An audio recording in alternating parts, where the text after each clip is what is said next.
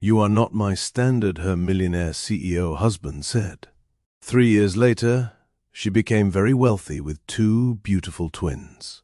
The chandelier above her head had cost more than most people earned in a lifetime. Adeline stood beneath its cold light, watching her husband adjust his cufflinks in the mirror, completely unaware that the next 60 seconds would destroy everything she believed about her life. Marcus turned to face her. His gray eyes held something she had never seen before: contempt. Pure, undisguised contempt. "I am filing for divorce," he said. The words came out casual, almost bored, like he was discussing the weather. Adeline felt her knees weaken. "What did you just say?" "You heard me." He picked up his watch from the dresser. A Patek Philippe, worth more than her childhood home. "It is over, Adeline. I have had the papers drawn up. You will receive a modest settlement, enough to restart your little life somewhere else." "My little life." Her voice cracked. "Marcus, I am your wife. I gave up everything for you. My career, my friends, my entire identity." "What career?" He laughed, and the sound was like glass shattering against marble. "You were a struggling graphic designer living in a studio apartment when I found you. I elevated you. I dressed you. I introduced you to society. And what did you give me in return?" He stepped closer. His cologne, the scent that once made her feel safe, now made her stomach turn. "Nothing. 4 years of marriage, and you could not even produce an heir. The doctors said you might never conceive, that you were flawed." Tears streamed down her face. "The doctors said we should keep trying. They said there was still hope." "Hope?" Marcus shook his head. "I do not need hope anymore. I need certainty. I need Victoria." Adeline felt the blood drain from her face. "Victoria Laurent, your business partner's daughter. We have been together for 2 years.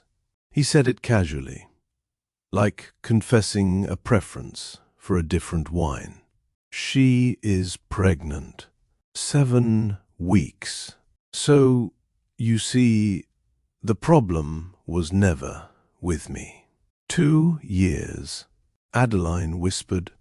"You have been sleeping with her for 2 years while I was going to doctors and taking fertility treatments and crying myself to sleep because I thought I was broken. You are broken." His voice turned cold. "That is exactly the point." He moved past her toward the door, then stopped, turned, delivered the words that would burn themselves into her soul forever. "You are not my standard, Adeline. You never were. I married you because you were pretty and moldable. I thought I could make something of you. But you are still that common girl from nowhere, playing dress-up in designer clothes. Victoria understands my world. She comes from the right family. She knows how to be the wife of a Holloway." Adeline could not breathe, could not think, could not process the casual cruelty pouring from the mouth of the man she had loved. "You will sign the papers and be gone by morning," Marcus continued. "I have arranged for your belongings to be packed. Take what you came with, which was nothing, and leave with your dignity intact. If you make this difficult, If you try to take more than your pathetic settlement, I will destroy you. I will make sure no one in this city, in this country, ever looks at you without seeing a gold-digging failure. You are a monster, she whispered. Marcus smiled. I am a Holloway. We do not lose. We replace. The door closed behind him, and Adeline stood alone in the penthouse that had never really been her home, surrounded by luxury that had always been a gilded cage, destroyed by words from a man she had sacrificed everything to please. But what Marcus Holloway did not know, what he could never have predicted, was that the woman he discarded that night would not stay broken, that she would meet a mysterious billionaire who would see her true worth, that she would discover she was carrying not one but two miracles inside her, and that, 3 years later, she would return to New York City as one of the wealthiest, most powerful women in the world, ready to show Marcus Holloway exactly what his standard had missed. This is a story about transformation, about rising from ashes, about learning that your worth was never defined by the people who could not see it. Hi, my beautiful family. Welcome back to Millionaire Love Stories with Mr. Shawn. Today I am bringing you a story that will break your heart and then rebuild it stronger than before. If you have ever felt worthless, if you have ever been told you were not enough, if you have ever wondered whether you could survive the worst betrayal, this story is for you. Make sure you are subscribed and have notifications turned on, because this is going to be a journey. And stay until chapter 15, because what happens when Adeline finally confronts Marcus will leave you absolutely speechless. Now, let me take you back to before the shattering, back to when Adeline still believed in fairy tales. Chapter 1. The Perfect Lie. Adeline Marie Vance grew up in a small town in Oregon, where money was always tight and dreams were considered luxuries they could not afford. Her father worked construction until his back gave out. Her mother cleaned houses for the wealthy families on the hill, and Adeline learned early that the world was divided into two types of people: those who had everything and those who cleaned up after them. But Adeline had something the other kids in her town did not have. She could draw, could see colors and shapes and patterns that others missed, could take the ugliness around her and transform it into something beautiful on paper. Her high school art teacher recognized her talent, pushed her to apply for scholarships, and against all odds, Adeline earned a spot at a design school in New York City. Full scholarship, a chance to escape. Her mother cried the day she left. "I always knew you were meant for bigger things," she said, pressing a worn photograph of Adeline's grandmother into her hands. "Remember where you came from, but do not let it hold you back." Adeline promised, and she meant it. New York was everything she had dreamed, and everything she had feared. Beautiful and brutal, inspiring and exhausting. She graduated near the top of her class, landed a job at a small design firm, and rented a studio apartment in Brooklyn that was barely bigger than a closet. She was happy, struggling, but happy, making her own way in a city that did not care where she came from. And then she met Marcus Holloway. It happened at a gallery opening she had designed the invitations for. She was standing in the corner, nursing a glass of cheap champagne, when he appeared beside her. "You look like you would rather be anywhere else," he said, Adeline turned and found herself looking at the most handsome man she had ever seen. Tall, dark hair, grey eyes that seemed to see right through her. He wore a suit that probably cost more than her annual salary. "I designed the invitations," she said. "I feel obligated to stay." He smiled. "Then you should at least enjoy the good champagne." He took the plastic flute from her hand and replaced it with a crystal glass. Much better. That night, Marcus asked for her number. The next day, he called. A week later, they had their first date. A month later, he told her he was falling in love with her. Adeline had never experienced anything like it. Private jets to Paris for dinner, weekends on his family's yacht, shopping sprees where he insisted she try on things she could never afford, and then bought them all. She told herself it was romantic. She told herself he just wanted to take care of her. She told herself that when you loved someone, you accepted their gifts with grace.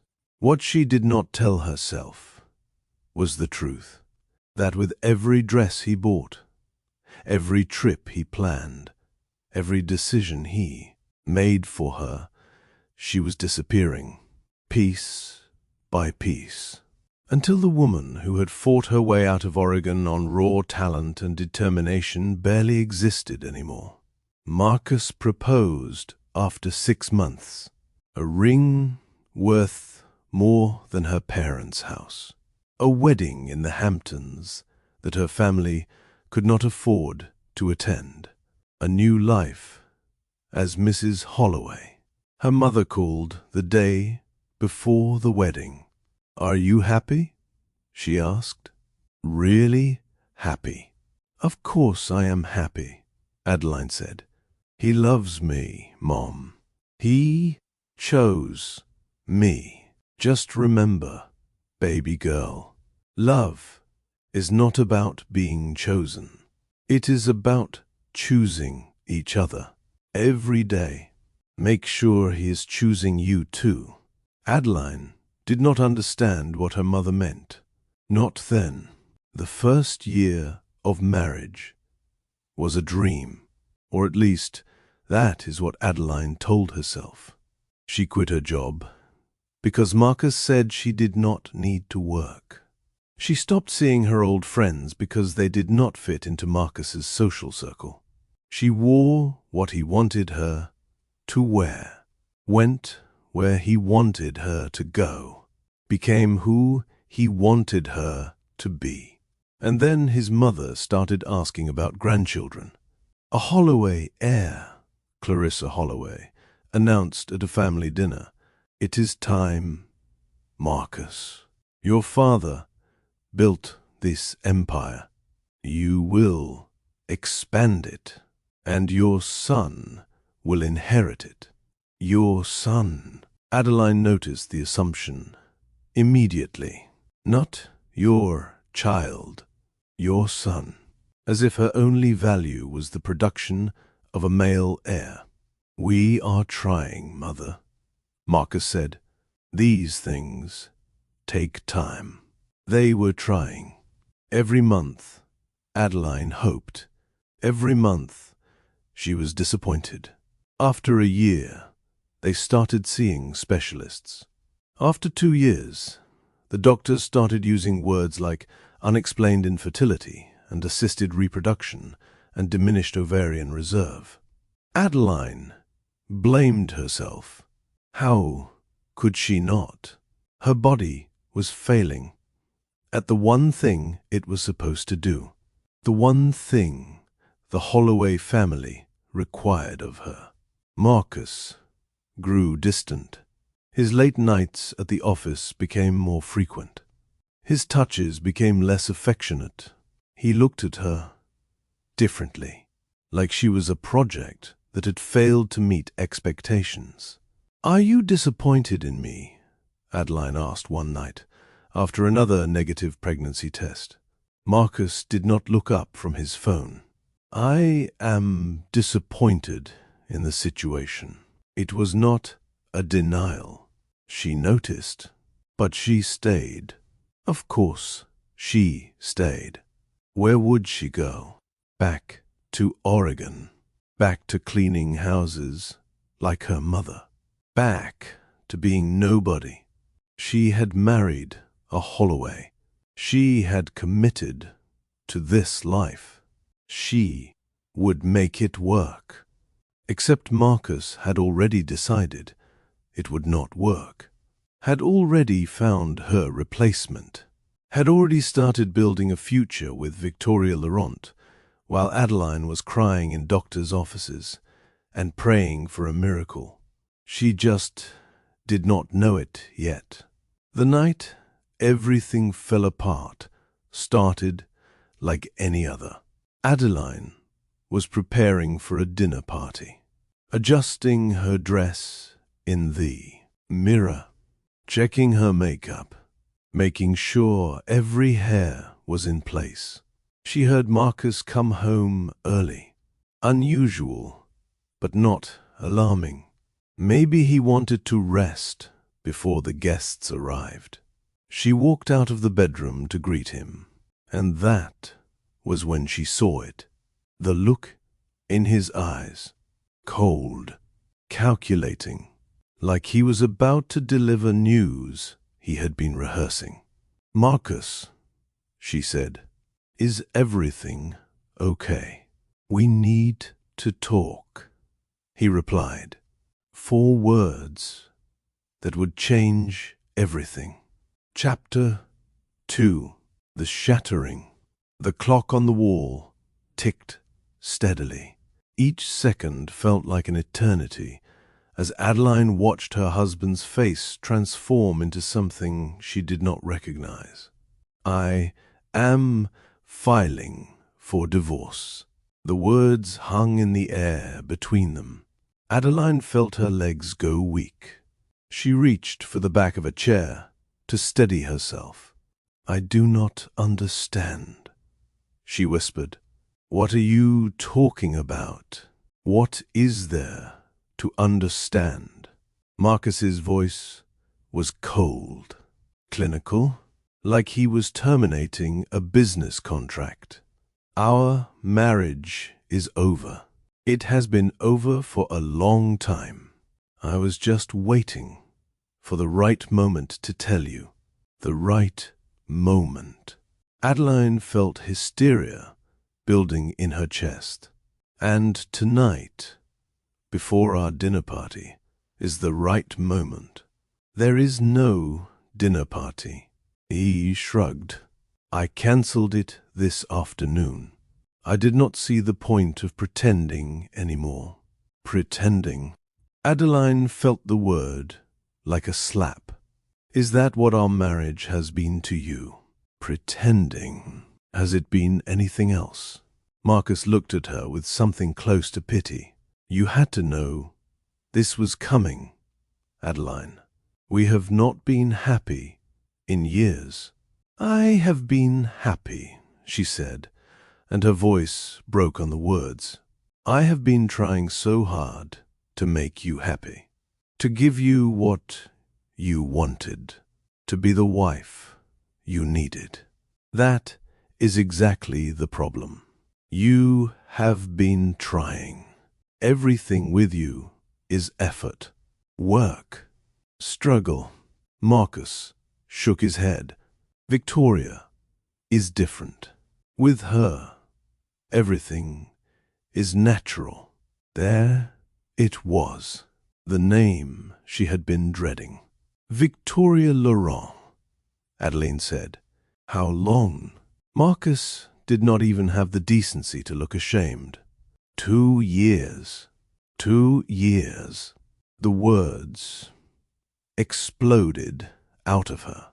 2 years you have been sleeping with another woman while I was going to fertility doctors, while I was taking hormones that made me sick, while I was crying myself to sleep because I thought I was failing you.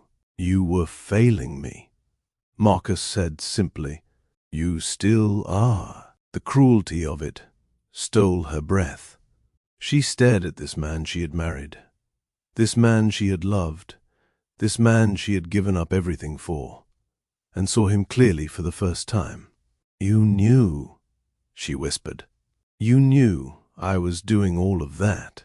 You watched me suffer, and the whole time you were with her. Victoria understands my world, Marcus said, as if that explained everything. She comes from the right family. She has the right connections. She knows how to be the wife of a Holloway. And what am I? Adeline asked. What have I been all these years? You have been a placeholder. Marcus's voice was cold. A project. I thought I could mold you into something suitable. But some materials simply cannot be refined beyond their natural limitations. Adeline felt something crack inside her. Something fundamental. Something that had held her identity together for so long. You are telling me, she said slowly, that you married me as an experiment, that you spent 4 years of my life testing whether you could turn a common girl into a Holloway. I am telling you that the experiment failed. Marcus checked his watch. Now I have arranged for your things to be packed. You will receive a settlement, modest but fair, enough to start over somewhere far from here. Far from here, Adeline repeated. New York is my city, Marcus said. My family built half of it. I cannot have my former wife wandering around as a reminder of my poor judgment. I am sure you understand. I do not understand, Adeline said. I do not understand any of this. We took vows, Marcus. We promised each other forever. Forever is a word people use when they do not understand consequences. He smiled, and it was the coldest expression she had ever seen on a human face. I understand. Consequences. Now, Victoria is pregnant. 7 weeks.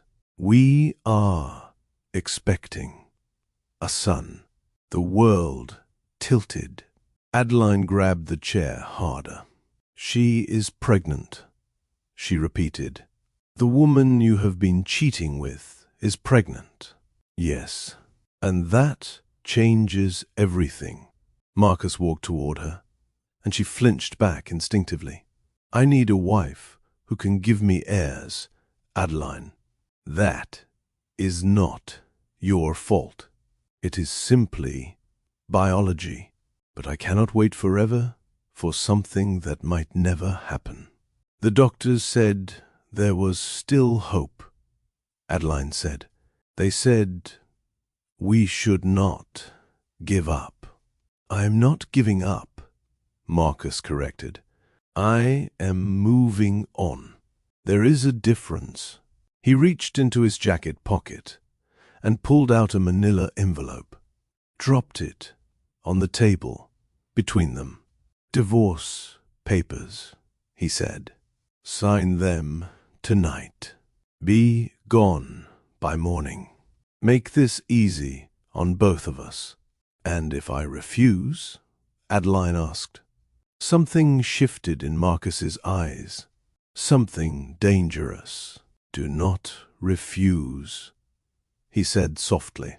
The Holloway family has resources you cannot imagine. Lawyers who have never lost a case. Investigators who can find anything about anyone. And public relations teams who can turn a person into a pariah overnight. Are you threatening me? I am explaining your situation. He turned toward the door. You came into this marriage with nothing. You will leave with slightly more than nothing. Consider yourself lucky. Lucky? Adeline laughed, and it sounded unhinged even to her own ears. You are destroying my life, and I should consider myself lucky. Marcus paused at the door. Your life was nothing before me. I gave you everything you have. The clothes on your back, the shoes on your feet, the skills you learned from the stylists and etiquette coaches I paid for. Everything you are, I created. He looked back at her one final time. You are not my standard, Adeline. You never were. I knew it from the beginning. I just hoped I could raise you up to meet it. But some things cannot be elevated beyond their nature. And then he was gone. The door closed behind him with a soft click, and Adeline stood alone in the penthouse she had called home for 4 years, surrounded by things that had never really belonged to her, destroyed by a man who had never really loved her. She did not know how long she stood there. Minutes, hours. Time had lost all meaning. Finally, she moved, walked to the window, looked out at New York City spread beneath her like a carpet of lights. She had come here with such dreams, such hope, such determination to make something of herself. And now she had nothing. No job, no friends, no identity separate from the name Holloway. Nothing except a settlement that would run out within a year, and the knowledge that she had wasted the best years of her life on a man who saw her as an experiment. Her phone buzzed. A text from an unknown number. Mrs. Holloway, this is Marcus's assistant. Your car will arrive at 6 a.m. to take you to the airport. A ticket has been purchased to a destination of your choosing. Mr. Holloway requests that you select somewhere outside the continental United States. Adeline stared at the message. He was not just divorcing her. He was exiling her, sending her away like something shameful that needed to be hidden. And in that moment, something inside her shifted. He wanted her gone. Fine. She would go. She would disappear so completely that Marcus Holloway would never find her. But she would not disappear as a broken woman. She would disappear as a woman rebuilding, reshaping, becoming something he could never have imagined. She did not know how. She did not know where. She only knew that Marcus Holloway would not be the end of her story. He would be the villain she overcame. If this story is already breaking your heart, hit that like button right now, because what happens next is where Adeline's true journey begins. And if you are not subscribed yet, join this beautiful family so you do not miss how this woman rises from these ashes. Trust me, you are not going to want to miss what comes next. Chapter 3. The Escape. The airport at 3 in the morning felt like a different world. Fluorescent lights buzzed overhead. Travelers shuffled past with sleep-deprived eyes. Announcements echoed through empty terminals. Adeline sat in a hard plastic chair, her single suitcase at her feet, and stared at the departure board. Destinations flickered past. Los Angeles, Miami, London, Paris, Tokyo. The world was open to her for the first time in years. No husband to check with, no schedule to follow, no expectations to meet. And yet, she had never felt more lost. Her phone buzzed. Gabriel, her older brother. She hesitated, then answered. Adeline. His voice was rough with worry. I saw the news. They are saying Marcus is engaged to that Laurent woman. What is going on? Adeline closed her eyes. The tabloids were already running the story. Of course they were. The Holloways controlled half the media in this city. It is true, she said quietly. He is divorcing me. He has been having an affair for 2 years. She is pregnant. Gabriel was silent for a long moment. Where are you? Airport. I have been instructed to leave the country. Instructed? His voice turned sharp. By who? Marcus, his lawyers, his family, everyone. She laughed bitterly. Apparently, I am an embarrassment that needs to be hidden. Come home, Gabriel said. Come back to Oregon. You can stay with me and the kids. Home. The word felt foreign. What would she go back to? The small town where everyone would whisper about how the Vance girl married above her station and got thrown back down, where her failure would be the subject of gossip for years. I cannot, she said. Not yet. I need to disappear for a while, Gabe. I need to figure out who I am without him. Adeline, please, let me help you. She felt tears prick her eyes. Her brother had always tried to protect her, even when they were kids, even when he was working double shifts to help their mother pay bills, even when his wife died and he was left raising 2 children alone. He had too much on his plate to add her broken life to the pile. I love you, she said.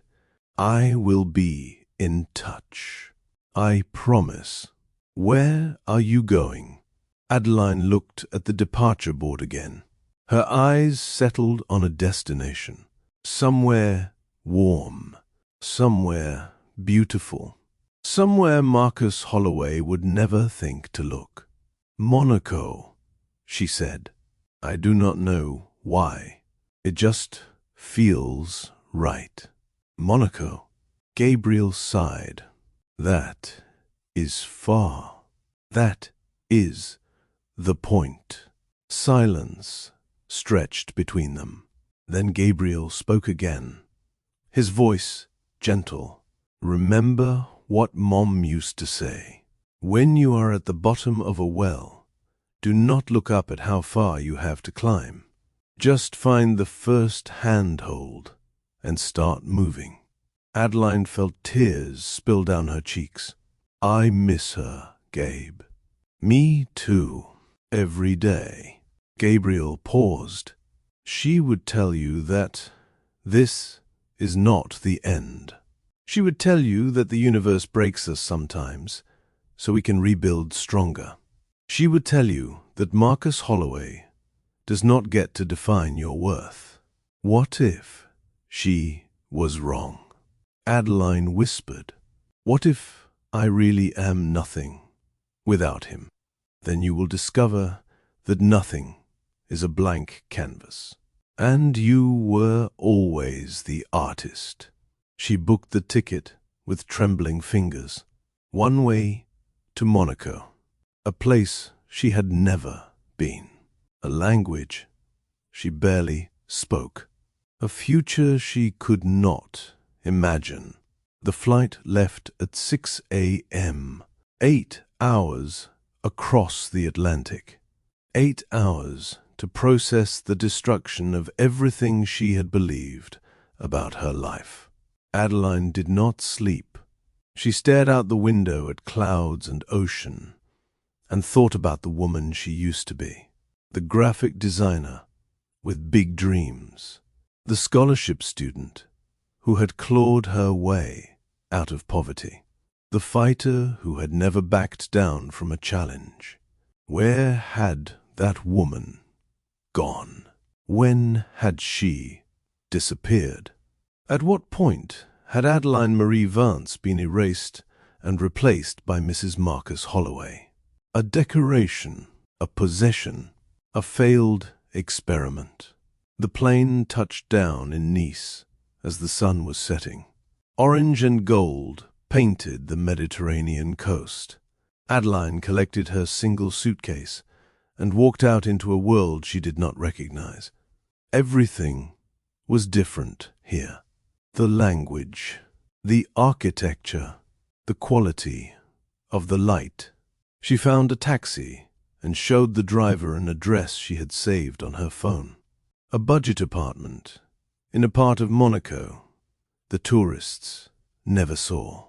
The apartment was tiny, one room that served as bedroom, living space, and kitchen. A bathroom, barely big enough to turn around in. Walls that had not been painted in decades. It was the most beautiful thing Adeline had ever seen, because it was hers. No one had given it to her. No one could take it away. For the first time in 4 years, she was standing in a space that belonged only to herself. She sat on the narrow bed and cried until there were no tears left. The first month was hell. Adeline did not know how else to describe it. Days blended together in a haze of grief and confusion. She slept too much, ate too little, stared at walls, and replayed every moment of her marriage, searching for the warning signs she had missed. They were everywhere. Now that she was looking, she could see them clearly. Marcus's controlling behavior, disguised as care. His isolation of her from friends and family, disguised as love. His criticism, disguised as helpful suggestions. His demands, disguised as preferences. She had been in a gilded cage the entire time. She just had not seen the bars. The settlement money drained slowly. Cheap rent, cheaper food, no luxuries of any kind. She calculated that she had maybe 8 months before she would have to find work. But work as what? Her design skills were years out of date. Her professional network had been completely dismantled. She had no references except the husband who was trying to erase her existence. She was truly starting from nothing.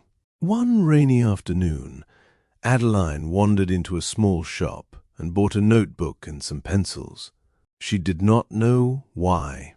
She just felt the urge to draw, to create something, anything. That night, she sat at her tiny table and started sketching. The images that emerged surprised her. Not graphic designs, not commercial work. Jewelry, intricate, detailed drawings of necklaces and rings and bracelets. Pieces that seemed to tell stories. Pieces that captured emotions she could not put into words. She drew for hours, her hand moving across the paper like it had a will of its own. When she finally looked up, the sun was rising. She flipped through the notebook. Dozens of designs, each one different, each one beautiful in ways she did not fully understand. This is what pain looks like, she thought. transformed into something else, something that might actually be valuable. She did not know then that those late-night sketches would change her life, that they would lead her to the woman who would become her mentor, that they would be the foundation of an empire worth billions. All she knew was that for the first time since Marcus had destroyed her, she felt something besides despair. She felt possibility. Chapter 4. The Mentor. The cafe was small and tucked away on a narrow street that tourists rarely found. Adeline had discovered it during one of her aimless walks through the city. The coffee was strong, the croissants were fresh, and no one bothered her when she sat in the corner with her notebook. She had been coming here for weeks, drawing, thinking, trying to figure out what to do with her life. On this particular Tuesday, rain streaked down the windows and thunder rumbled in the distance. Adeline hunched over her notebook, sketching a necklace design that had come to her in a dream. Intertwined strands of gold and silver. A pendant shaped like a phoenix rising from flames. She did not notice the woman approaching until a shadow fell across her table. Those are extraordinary. Adeline looked up. The woman standing before her was elegant in a way that seemed effortless. Silver hair swept into a perfect chignon, dark eyes that sparkled with intelligence, simple clothing that was clearly expensive but understated. She radiated the kind of confidence that came from years of accomplishment. "I am sorry." Adeline moved to close her notebook. "These are just doodles." "No." The woman sat down across from her without asking permission. "These are not doodles. These are designs. May I?" Before Adeline could respond, the woman had pulled the notebook toward her and was flipping through the pages. Her expression shifted from curiosity to surprise to something that looked almost like excitement. "These are remarkable," she said. "Truly remarkable. The proportions, the balance, the way you combine classical elements with modern sensibilities. This is professional-level work." Adeline felt heat rise to her cheeks. "I do not really know what I am doing. I have never designed jewelry before. I was a graphic designer. Before what? Before my life fell apart." The woman looked at her with those intelligent eyes, looked at her clothes, which were clearly expensive but wearing at the edges, looked at her face, which still carried traces of grief and exhaustion, looked at her hands, which were stained with pencil marks. "You are Adeline Holloway," the woman said. "Or you were." Adeline's blood ran cold. "How do you know that?" "Everyone knows, dear. The tabloids have been quite thorough." The woman's voice softened. "I am sorry for what you have been through. Truly. But I have to tell you, these designs suggest that something remarkable is growing from your pain." Adeline did not know what to say. She had spent weeks hiding, weeks trying to disappear. And now this stranger had found her. "Please do not tell anyone where I am," she whispered. "Please." "I have no intention of telling anyone anything." The woman held out her hand. "I am Marguerite Beaumont. I own a small jewelry house here in Monaco. Very exclusive, very private. We cater to clients who value artistry over ostentation. Adeline shook the offered hand reluctantly. Adeline Vance. That is my real name. Before I was Holloway. Marguerite smiled. Vance. I like it. It suits you better. How did you find me? I was not looking for you. Marguerite gestured at the notebook. I was looking for coffee and pain au chocolat. But then I saw your sketches and I had to stop. These designs have something special, Adeline. Something I have not seen in years. Adeline shook her head. I told you, I have never designed jewelry. I do not know anything about gemstones or metalwork, or any of it. These are just drawings I make to keep myself from going crazy. All the best art starts that way. Marguerite leaned forward. Let me tell you something about myself. 30 years ago, I lost everything. My husband died. His family stole my inheritance. I was left with nothing but debts and shame. I am sorry, Adeline said automatically. Do not be. Marguerite waved away the sympathy. That tragedy was the best thing that ever happened to me, because it forced me to discover who I really was. Not a wife, not a dependent, an artist, a businesswoman, a force. She tapped the notebook with one elegant finger. I see the same potential in you. You have been told your whole life that your worth is measured by the man you marry. That is a lie. Your worth is measured by what you create, what you contribute, how you love, how you rise when life knocks you down. Adeline felt tears threatening. She blinked them back. What are you suggesting?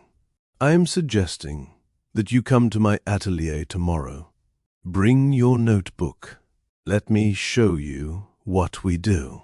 And if you have even a fraction of the talent these designs suggest, I will teach you everything I know. Why would you do that? Adeline could not keep the suspicion from her voice. You do not know me. You do not owe me anything. Marguerite was quiet for a moment. Then she spoke, and her voice was soft with memory. Because someone should have helped me when I was sitting where you are. Because I spent years struggling alone when a single mentor could have changed everything. Because I am old enough now to know that legacy is not about what you build for yourself. It is about what you pass on to others. She stood up and placed a business card on the table. 10 o'clock tomorrow morning. This address. Bring your notebook and an open mind. The rest we will figure out together. Adeline watched her walk away, graceful and confident. A woman who had clearly conquered demons of her own. The business card was simple. Elegant cream paper. Gold lettering. Maison Beaumont. Fine jewelry since 1985. 10 o'clock tomorrow morning. A voice in her head whispered, the first handhold. Start climbing. Chapter 5. The transformation begins. The atelier was nothing like Adeline expected. She had imagined something cold and sterile. A factory floor lined with machines. Workers hunched over conveyor belts. Instead, she found warmth, light streaming through tall windows, Wooden workbenches, worn smooth by decades of use. The smell of metal and polish and creativity. Artisans worked at various stations, each focused on a different aspect of jewelry creation. One woman set tiny diamonds into a platinum band with tweezers so delicate they looked like surgical instruments. A man hunched over a torch, carefully heating gold until it flowed like liquid fire. Another artist carved intricate patterns into wax that would later become metal. "This is Maison Beaumont," Marguerite said, leading Adeline through the space. "We make perhaps 50 pieces a year. Each one takes months to complete. Each one is unique." Adeline could barely speak. The beauty surrounding her was overwhelming. "How do you choose what to make?" she finally asked. "We listen," Marguerite said. "We listen to our clients. We listen to the materials. We listen to the stories that need to be told. And then we create." She stopped at an empty workbench near the windows. "This was my space when I started," Marguerite said. "Now it can be yours, if you want it."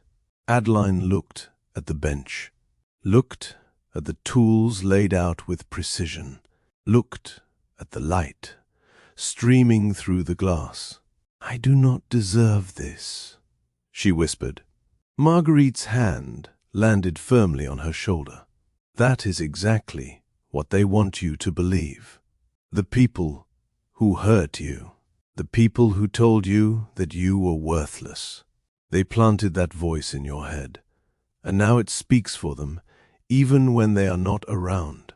She turned Adeline to face her. "You deserve every good thing that comes to you, Adeline Vance.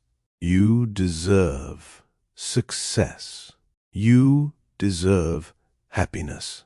You deserve to discover who you really are, without a man's approval defining your worth. Now sit down and show me what you can do." The next 18 months were the hardest and most rewarding of Adeline's life. Marguerite was not a gentle teacher. She was demanding, exacting. She accepted nothing less than perfection and made Adeline redo work 10, 20, 30 times until it met her standards. But she was also patient, kind, encouraging in ways that Adeline had never experienced. "You have natural instincts," Marguerite said one evening as they worked late in the atelier. "But instincts are not enough. You need technique. You need to understand why things work, not just that they do." Adeline learned the science of gemstones, how light refracts through diamonds at specific angles, why emeralds crack differently than rubies, the chemical properties that give sapphires their color. She learned the ancient art of metalsmithing, how to shape gold and silver and platinum with heat and pressure, how to create settings that would hold gems securely for centuries, how to finish surfaces so they caught light perfectly. She learned the business of luxury, how wealthy clients thought about jewelry differently than ordinary consumers, how to price pieces not based on materials alone, but on artistry and exclusivity, how to tell stories that transformed metal and stone into objects of desire. And slowly, her designs evolved. The raw emotion that had poured out in those early sketches became refined, sophisticated, professional. She started combining techniques in ways that surprised even Marguerite. Classical European styles blended with modern minimalism. Traditional settings reimagined for contemporary tastes. Each piece told a story of resilience, of transformation, of beauty born from pain. "You are finding your voice," Marguerite said one night as she examined Adeline's latest design, a bracelet that seemed to capture the feeling of breaking free. "This is extraordinary work." "I had a good teacher," Adeline said. Marguerite shook her head. "I taught you technique. What you have created comes from somewhere deeper than technique. It comes from everything you have survived, everything you have overcome. Your pain has become your power." 6 months into her training, Adeline started feeling strange, exhausted, beyond what the work demanded, nauseous in the mornings, emotional in ways she could not explain. She attributed it to stress, to overwork, to the weight of rebuilding her entire life. "You need to see a doctor," Marguerite said firmly. "You have been pale for weeks. I'm not letting you near the gems until you get checked out."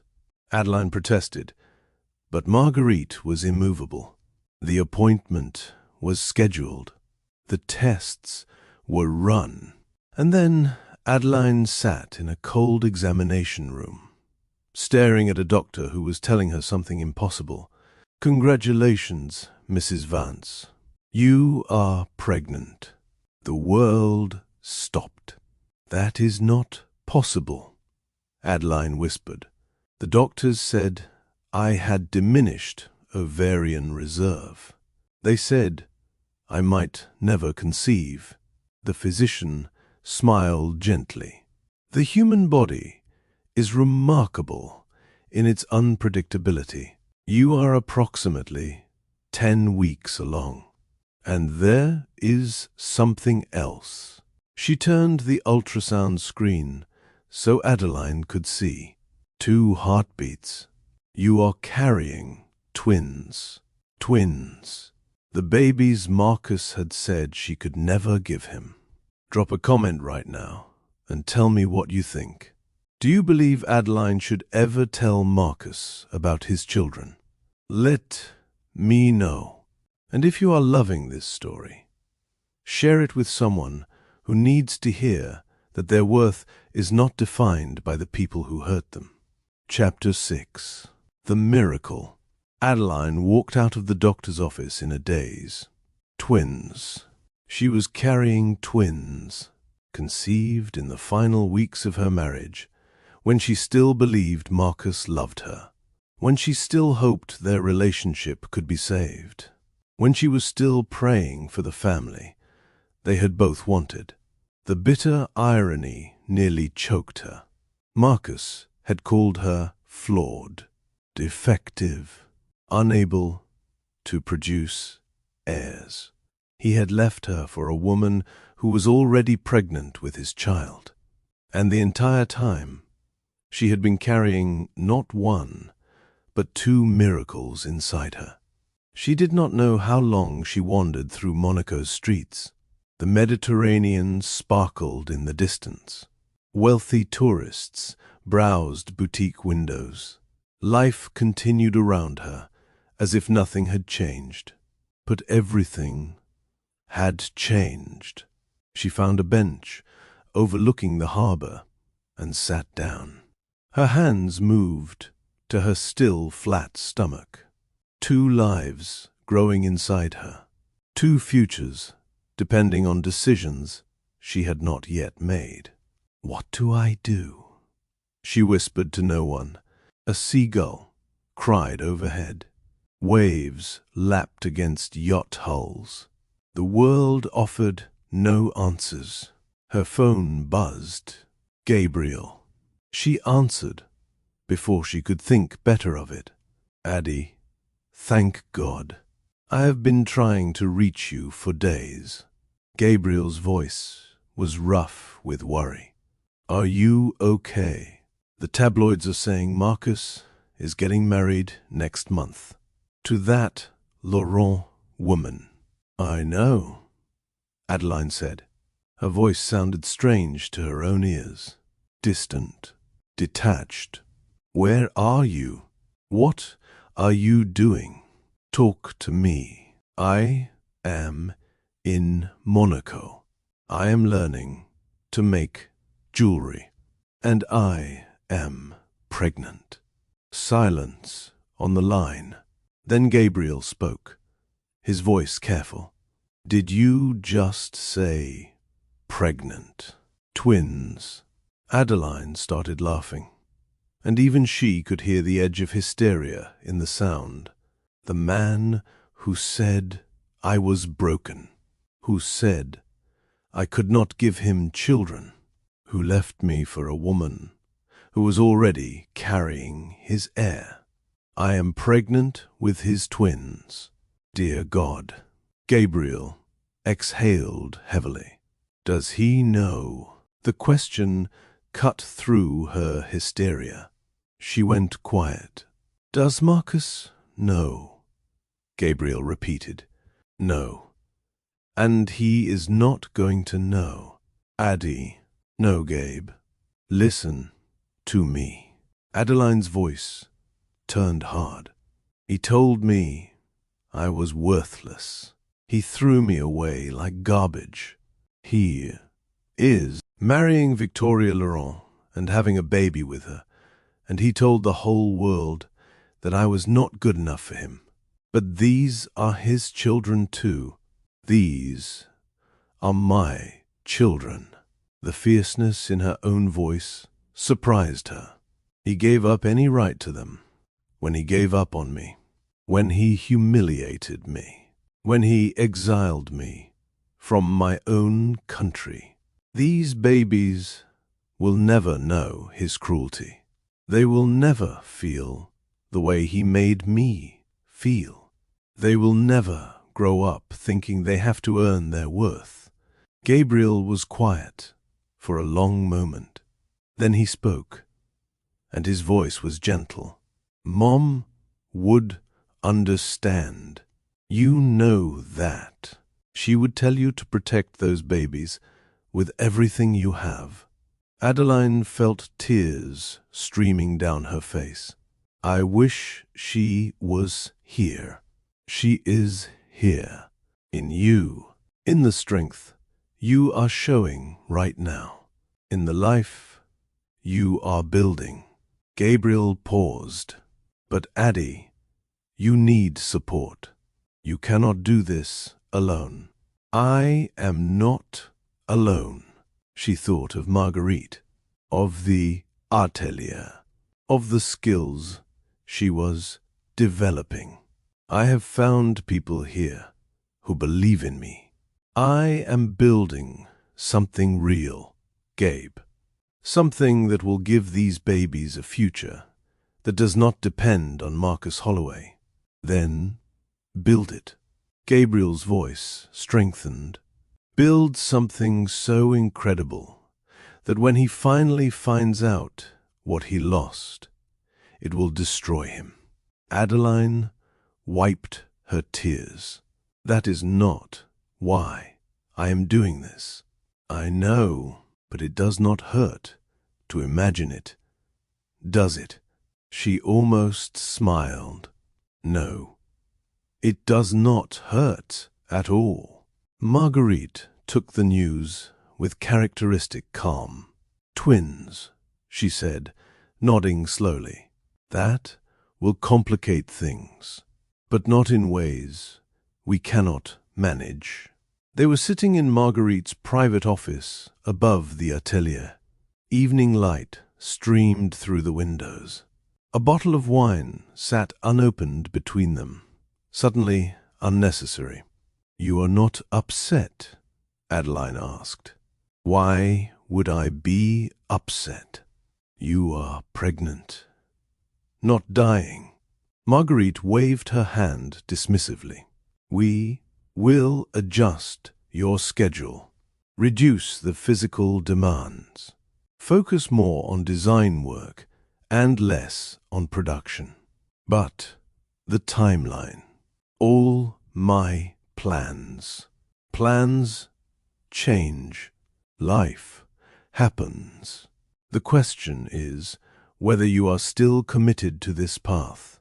Adeline looked at her mentor, at the woman who had seen her at her worst and offered a hand anyway, at the woman who was building her up piece by piece, teaching her not just how to create jewelry, but how to believe in her own worth. More than ever, Adeline said, these babies need a mother who is not broken. They need a future that does not depend on their father's approval. They need to see that women can build empires on their own. Marguerite smiled. That is exactly what I wanted to hear. The pregnancy progressed smoothly.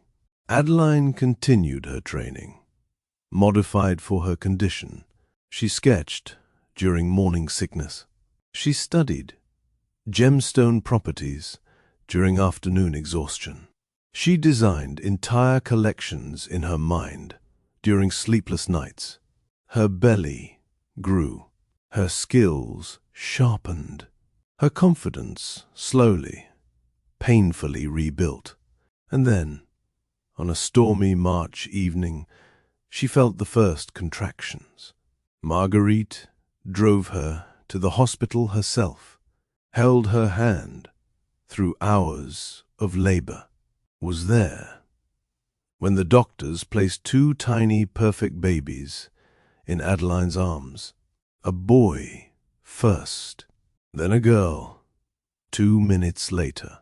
Remy and Isla, Adeline whispered, looking at their faces, named for the grandmother she had never met and the ocean she could see from her hospital window. They were perfect. 10 fingers, 10 toes, eyes that would eventually settle into their mother's hazel rather than their father's gray, features that were entirely their own. And in that moment, Adeline understood something fundamental. She was not broken. She had never been broken. She had been told she was broken by a man who needed to believe it. A man who could not face his own failures. A man who had thrown away something precious because he was too blind to see its value. These babies were proof. Proof that her body worked exactly as it should. Proof that Marcus Holloway had been wrong about everything. And proof that Adeline Vance was going to rise from the ashes of her marriage and become something he could never have imagined. Marguerite appeared beside her bed, holding Isla while a nurse helped Adeline with Remy.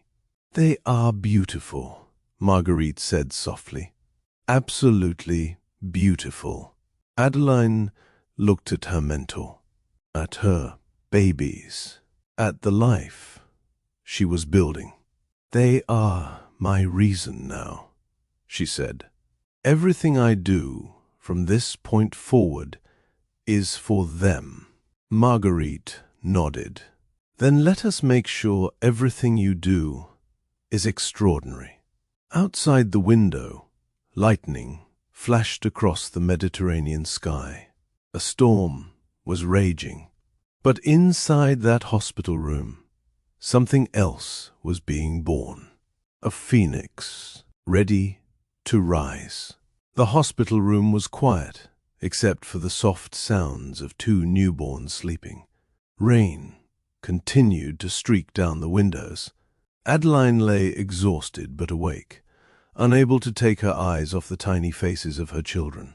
Remy slept with his fist curled near his chin. Isla had found her thumb and was sucking gently. 2 separate miracles. 2 reasons to keep fighting. Marguerite sat in the chair beside the bed, watching Adeline watch her babies. "You should rest," Marguerite said softly. "The nurses will alert you if they need anything. I cannot stop looking at them. Adeline whispered. I keep thinking, I'm going to wake up, and this will all be a dream. It is not a dream. Marguerite reached over and squeezed her hand. This is your life now. Your real life. The one you are building with your own hands. They sat in comfortable silence for a while. Then Marguerite spoke again, and her voice carried a weight that made Adeline look up. There is something I need to tell you, Marguerite said. I was going to wait until you were stronger, but you deserve to know. Adeline felt her stomach clench. What is it? Marcus Holloway's engagement to Victoria felt her stomach clench. What is it? Marcus Holloway's engagement to Victoria Laurent has ended. The words hung in the air. Adeline processed them slowly. Ended, she repeated. What do you mean? Ended. Victoria lost the pregnancy. 5 months along. Marguerite's voice was gentle but matter-of-fact. The tabloids say she moved to Paris immediately afterward. She wants nothing to do with Marcus or the Holloway family. Adeline stared at the ceiling. She should feel something. Satisfaction, maybe, or vindication. But all she felt was a strange emptiness. That is tragic, she finally said. About the baby. No woman should have to go through that. Marguerite nodded. No, she should not. And Marguerite hesitated. He has been asking questions, trying to find out where you went. His investigators have traced you as far as Europe, but they have not pinpointed your location yet. Fear flickered through Adeline's chest. She looked at her babies. So small, so vulnerable. He will find me eventually, she said. Will he not? Probably. Marguerite's voice was calm. Men like Marcus do not accept losing gracefully. Even when they are the ones who threw something away, they want control. They want to know that they could take it back if they chose to. What do I do? You do exactly what you have been doing. Marguerite stood and moved to the window. You build, you grow, you become so powerful that when he does find you, he realizes he cannot control you anymore. That is the only protection that truly lasts. Adeline looked at Remy and Isla again. 2 heartbeats that Marcus had said were impossible. 2 lives he would never get to claim. Then I need to move faster, she said. I need to be ready.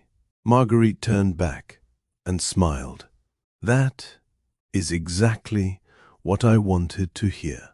Chapter 8. The Loss and the Legacy. 18 months.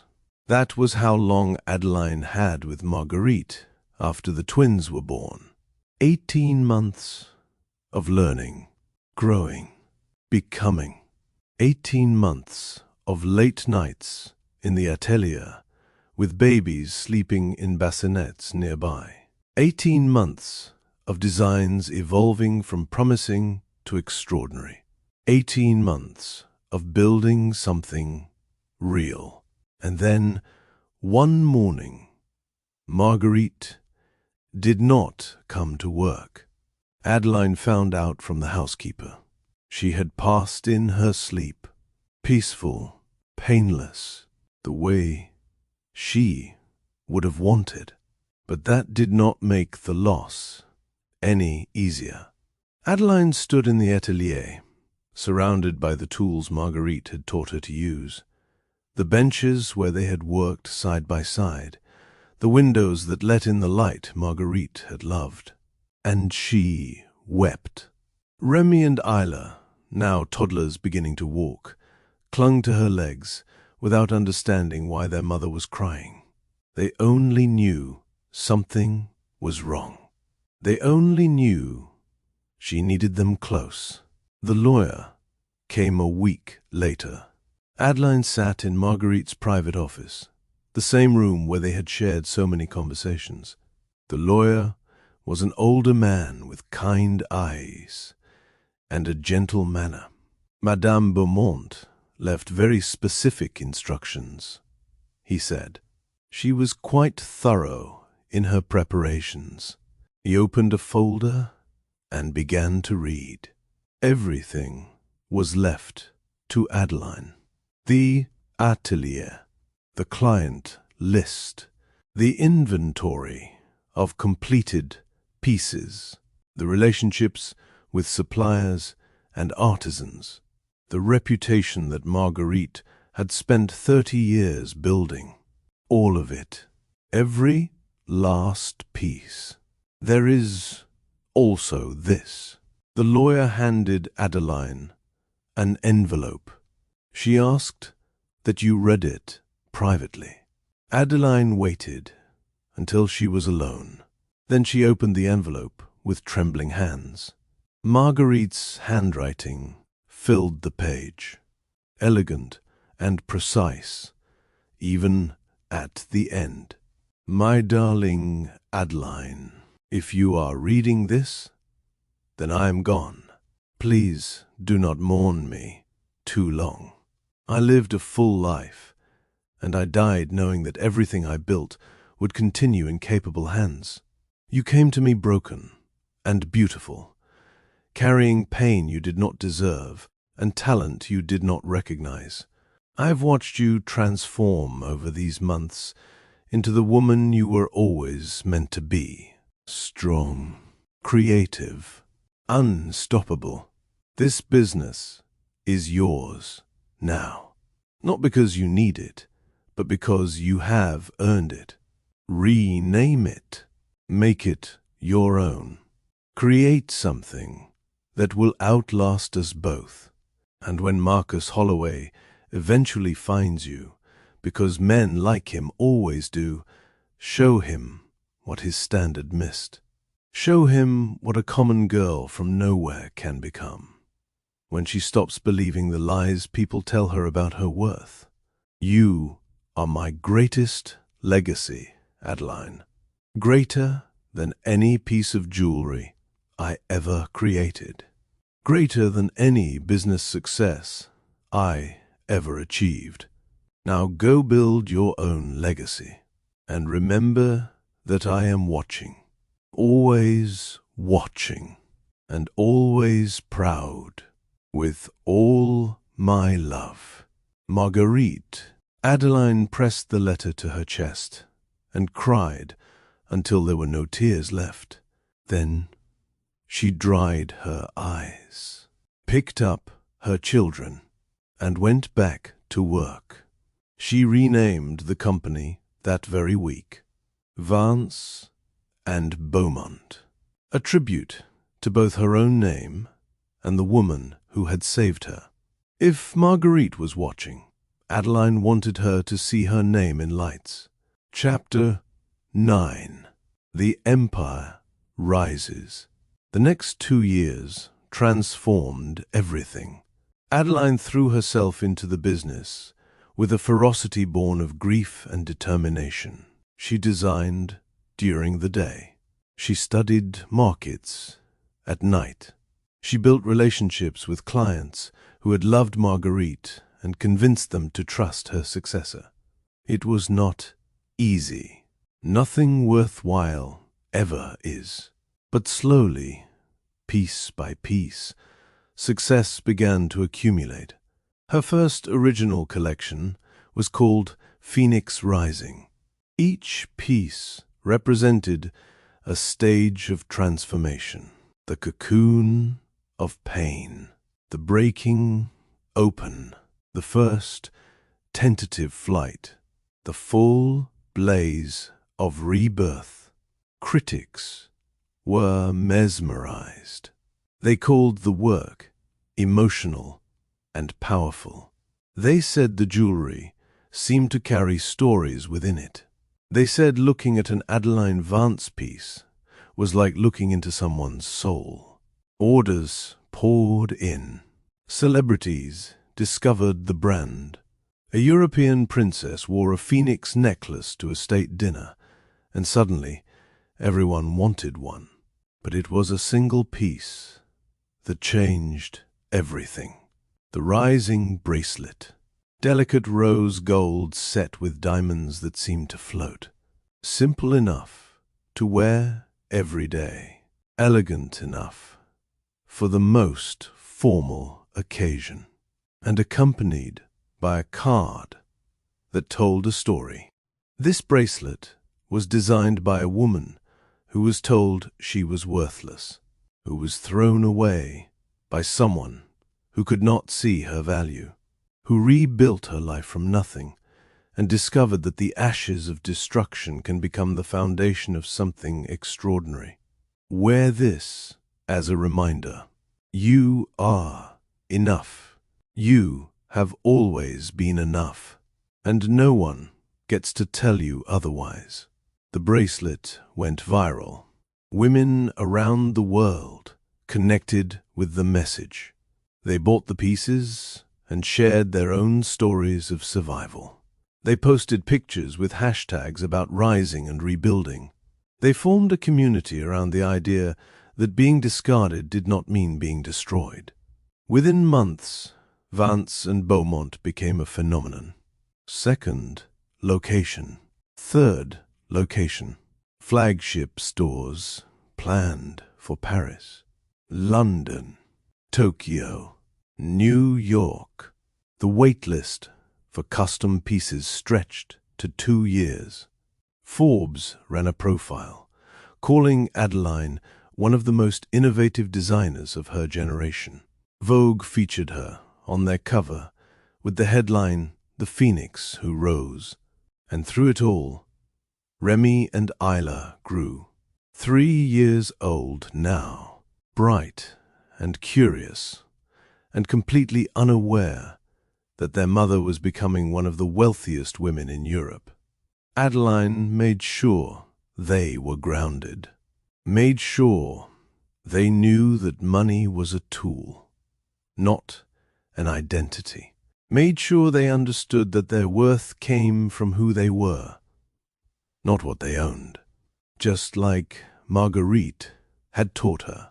One evening, after the children were asleep, Adeline sat in her office and looked at the numbers. Revenue, profit, margins, projected growth. The settlement Marcus had given her would have run out years ago. Now, she had more money than he had ever given her, more than she had ever imagined having. She was rich, truly rich, not dependent on anyone else's approval or generosity. But something was missing. Success filled her days. The children filled her heart. But late at night, when the house was quiet and the work was done, loneliness crept in. She had rebuilt her professional life. She had proven her worth to the world. But she had not opened her heart again, had not trusted anyone the way she had trusted Marcus, had not allowed herself to believe that love could be anything other than a trap. Maybe that was okay. Maybe she did not need love.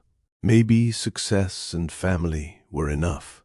But sometimes, in the quiet hours, she wondered what it would feel like to be truly seen again, to be valued not for what she created or what she achieved, but simply for who she was. She did not know that the answer to that question was about to walk into her life. Chapter 10. The Stranger. New York Fashion Week arrived with all its usual chaos and glamour. Adeline had resisted returning to America for years. Too many memories. Too much risk of encountering Marcus or someone from his world. Too many ghosts. But her team convinced her. Vance and Beaumont was launching a new collection. The American market was essential, and she could not hide forever. So she flew to New York with Remy and Isla, safely tucked away in their Monaco home with trusted caregivers. She checked into a hotel that Marcus Holloway would never frequent, and she prepared to face the city that had witnessed her destruction. The exhibition was held in a gallery in Chelsea. Her pieces displayed on white pedestals under perfect lighting. Critics and celebrities and fashion editors mingling with champagne. Everything she had built on full display. Adeline wore one of her own designs, a necklace featuring the phoenix that had become her signature. Gold and diamonds catching light with every movement, a symbol of everything she had overcome. She moved through the crowd with a confidence she had learned to project, even when she did not feel it. Answered questions about her process, accepted compliments about her work, smiled until her face ached, and then she felt someone watching her. She turned and saw him across the room. Tall, warm, brown skin, kind eyes that seemed to see everything without demanding anything. He was watching her with an expression she did not recognize at first. Genuine interest, respect, curiosity, but no hunger, no calculation, no agenda. He approached her slowly, giving her time to move away if she chose. "Ms. Vance," he said. His voice was deep and warm.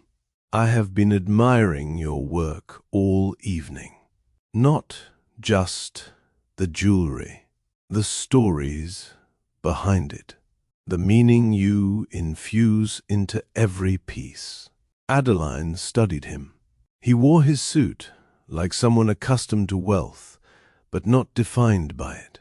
His posture was relaxed, confident, without being arrogant. "Thank you," she said carefully.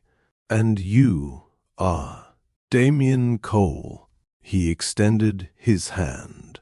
His handshake was firm but gentle. "I run a technology company, but my real passion is philanthropy. Particularly organizations that help survivors of domestic abuse and exploitation." Adeline felt something shift in her chest. That is an interesting passion for a tech entrepreneur. Damien's expression flickered with something like pain. "I lost my wife 10 years ago. She was killed by a man who thought his money and power made him untouchable. Since then, I have dedicated significant resources to making sure other women do not face the same fate." "I am sorry for your loss," Adeline said softly. "Thank you." Damien's smile was sad but genuine. "I tell you this not to gain sympathy, but so you understand why your work resonates with me so deeply. The Rising Bracelet, the Phoenix Collection, the message that women can rebuild after destruction. That is exactly what I try to support through my foundation." Adeline looked at him more closely now. Not as a potential threat, not as a potential conquest, but as a person, a human being, with his own scars and his own healing. "What brings you here tonight?" she asked. "I wanted to meet you." Damien's honesty was disarming. "I have been following your career since the Forbes article. The way you transformed your pain into purpose. The way you built an empire from nothing. I wanted to see if you were as remarkable in person as you seem on paper. And what is your conclusion? He smiled. You are more remarkable. The jewelry is extraordinary, but the woman who created it is the real masterpiece. Adeline felt heat rise to her cheeks. She was not used to compliments that felt genuine, not used to attention that did not come with strings attached. That is very kind of you to say, Mr. Cole, Damien, please. And it is not kindness. It is observation. He pulled a card from his jacket pocket. I would like to commission some pieces for my foundation's annual charity auction. Proceeds go to shelters and legal aid for abuse survivors. But more than that, I would like to hear more about your journey, if you are willing to share it. Adeline took the card. His name and number in simple, elegant print. Why? She asked. Why do you want to hear my story? Because I believe stories have power. The right story, told at the right time, can save someone's life. Damien's eyes held hers. And because something tells me there is more to Adeline Vance than what the tabloids reported 3 years ago. Much more. She should have been suspicious, should have wondered what he wanted, should have put up the walls she had built so carefully. But something in his eyes made her pause, something that reminded her of Marguerite, of genuine interest without agenda, of respect without expectation. I will think about it, she said. That is all I ask. Damien nodded. Enjoy your evening, Miss Vance. Your work is going to change the world. I hope you know that. He walked away, and Adeline watched him go. Her heart was beating faster than it should have been. Her mind was racing with questions she did not want to ask. She looked down at his card. Damien Cole. Just a name and a number. But somehow she knew that name was about to change everything. A mysterious billionaire who sees her worth. This story is about to get even better. If you are as invested in Adeline's journey as I am, hit that subscribe button and ring the notification bell so you never miss what happens next. And tell me in the comments, do you think Damien is the real deal? Or should Adeline protect her heart? Chapter 11. The Courtship. The charity auction project brought them together professionally, but their connection quickly became personal. Damien was unlike any man Adeline had ever known. He asked questions and then actually listened to her answers. He valued her opinions, celebrated her expertise, treated her as a partner rather than a project. Their first dinner was supposed to be a business meeting. It turned into a 4-hour conversation that ranged from art to philosophy to childhood dreams and adult disappointments. Tell me about your wife, Adeline said, if you do not mind. Damien's expression softened. Her name was Celeste.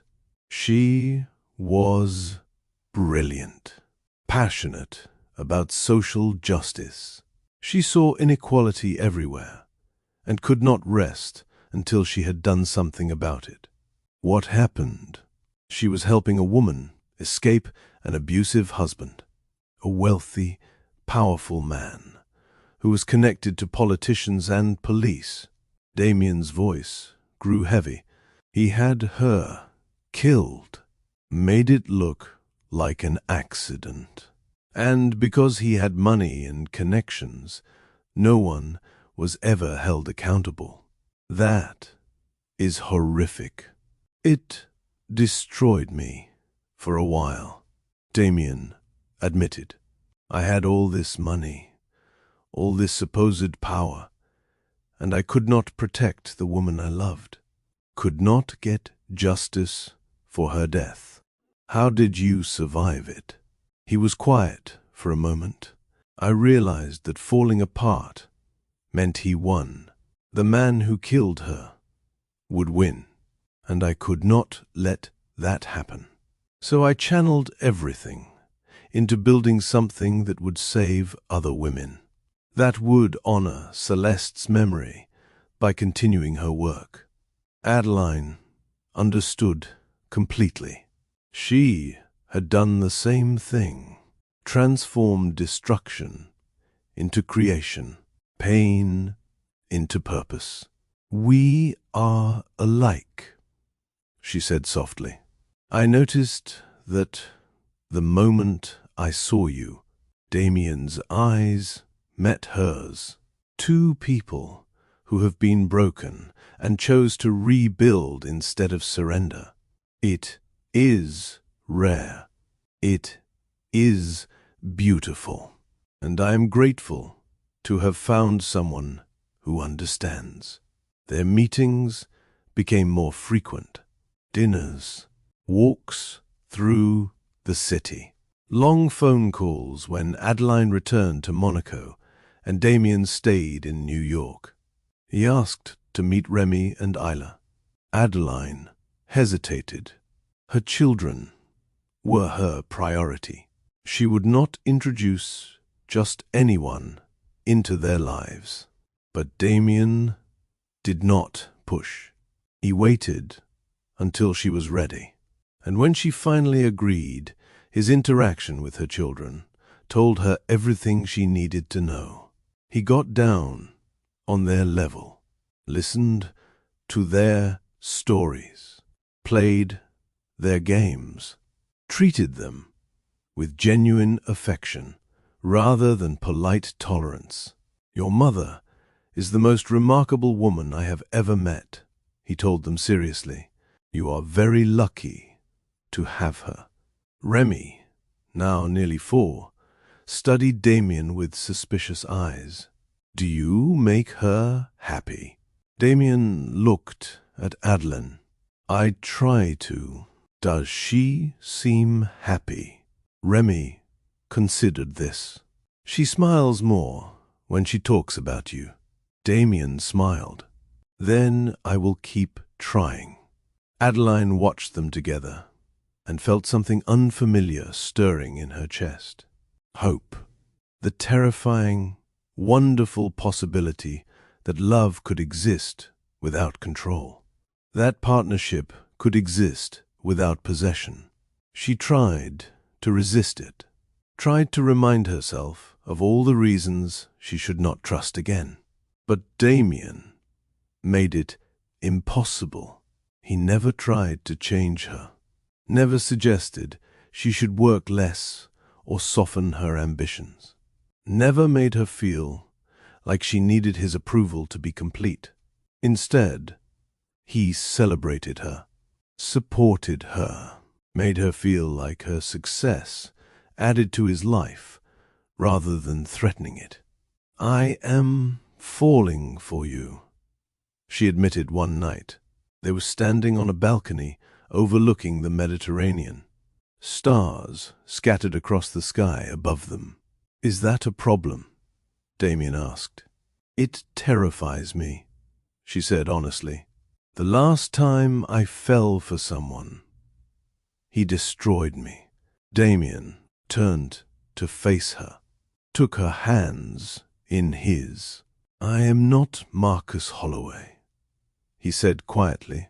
I am not going to pretend I am perfect or that I will never hurt you, but I can promise you this. I will never make you feel small. Never make you doubt your worth. Never try to control or diminish you. You are the most extraordinary woman I have ever known, and I would spend every day of my life showing you that if you let me. Adeline felt tears streaming down her face. Happy tears. Terrified tears. The tears of a woman who was finally letting herself believe that good things could happen. She kissed him then, soft at first, then deeper, the promise of something new, something real. And for the first time since Marcus had shattered her world, Adeline allowed herself to hope. Chapter 12. The Ghost Returns. The message arrived on a Tuesday morning. Adeline was in her Monaco office, reviewing designs for the next collection, when her assistant appeared in the doorway with an unusual expression. "There is a letter for you," she said. "Hand delivered. No return address."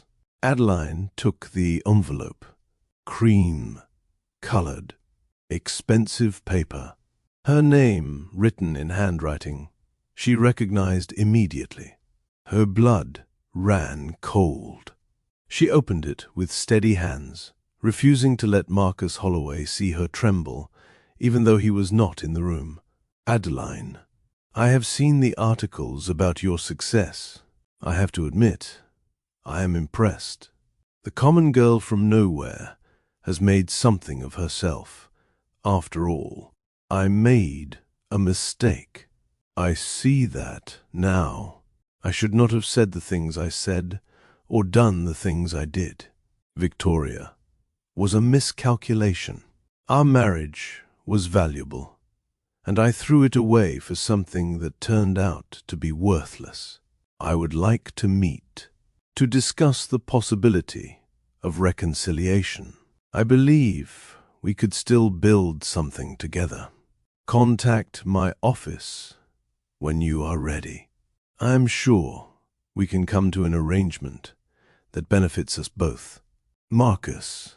Adeline read the letter twice. Then she laughed. A bitter, incredulous sound.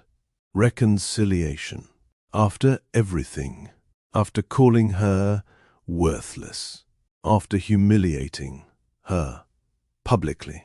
After discarding her like garbage. He wanted her back.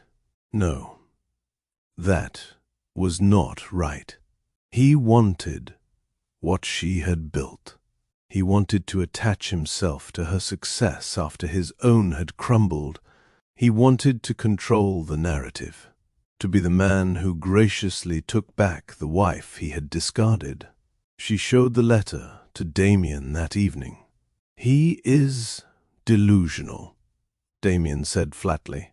"He thinks he can just snap his fingers and you will come running back. He does not know about the children," Adeline said. "He does not know about you. He does not know anything about my real life. Do you want to keep it that way?" Adeline was quiet for a moment. "No," she finally said. "I do not want to hide any more. I do not want to live in fear of him finding me. I want to face him on my terms, in my territory." Damien studied her face. "What are you thinking?" "New York. The flagship store opening is in 2 months. It will be covered by every major fashion outlet. If I am going to return to America, that is when I want to do it. And if Marcus Holloway wants to find me, let him find me there. Let him see exactly what his standard missed." Damien nodded slowly.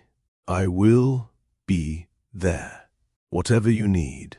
Adeline reached for his hand. "I know you will. That is why I am not afraid anymore. Chapter 13. The Eve of Battle. The weeks before the New York return were intense.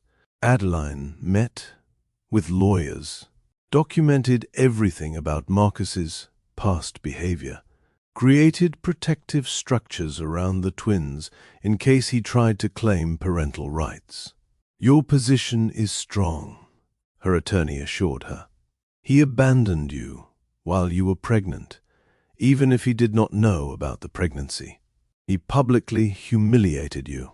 He has no claim to these children unless you choose to give him one." "I will never choose that," Adeline said firmly. "Then he cannot touch them. You have resources now, power. The legal system favors parents who can provide stability and care. You can provide both. He cannot."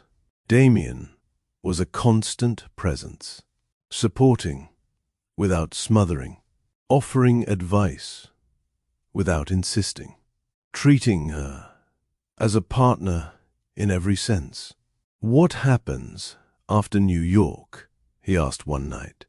"After you face him." "We come back here," Adeline said. "We continue building. We live our lives without looking over our shoulders. And us." "Damien." Adeline turned to face him fully. "These past months with you have been the happiest I have known since before my mother died. You have shown me that love does not have to mean losing myself.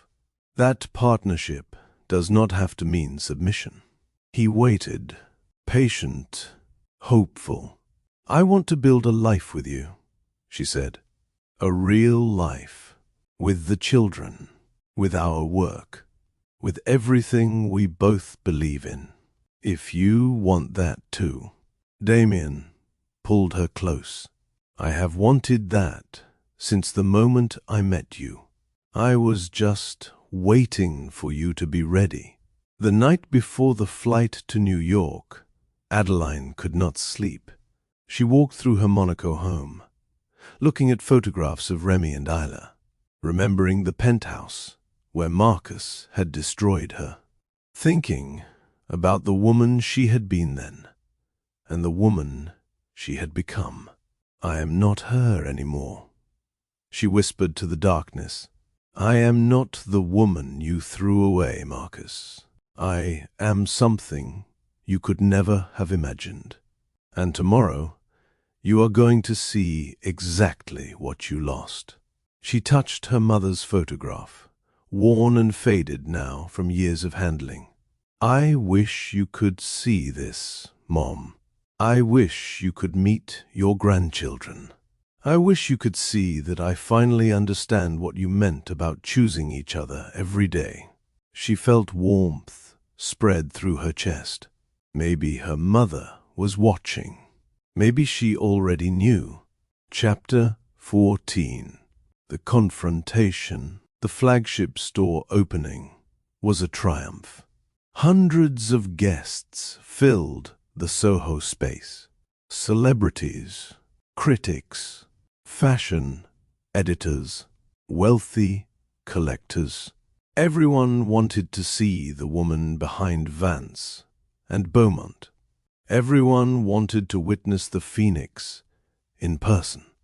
Adeline wore her signature necklace, the one with the Phoenix pendant, gold and diamonds catching light with every movement. A warrior's armor disguised as beauty. Damien stayed close but not possessive, watching, supporting, ready if she needed him. And then she saw Marcus. He stood near the entrance, looking older than she remembered, thinner. The confident predator she had married had been replaced by something diminished, desperate. He caught her eye across the room and began walking toward her. The crowd parted instinctively. People always moved for Marcus Holloway. even a reduced version of him. Adeline did not move, did not flinch, stood her ground and waited for him to come to her. Adeline. His voice was the same velvet tone that had once made her heart race. Now it made her stomach turn. You disappeared. I rebuilt, she said simply. He glanced around the exhibition, at the cases displaying her designs, at the photographs of celebrities wearing her creations, at the reporters documenting everything. So I see. His smile was strained. You have done well for yourself. I have done extraordinarily. Something flickered in his eyes. Surprise, irritation. He was not used to her being unimpressed by him. I sent you a letter, he said. Did you receive it? I received it. You did not respond. There was nothing to respond to. Adeline kept her voice level. You suggested reconciliation. I am not interested. Adeline, please. He reached for her arm. His old instinct to touch, to control. I made mistakes. I admit that. But I have changed. I have grown. I understand now what I threw away. She stepped back before he could make contact. Do not touch me. I am trying to apologize. No, you are trying to attach yourself to my success because yours is gone. Adeline's voice was cold. I know about your company, Marcus.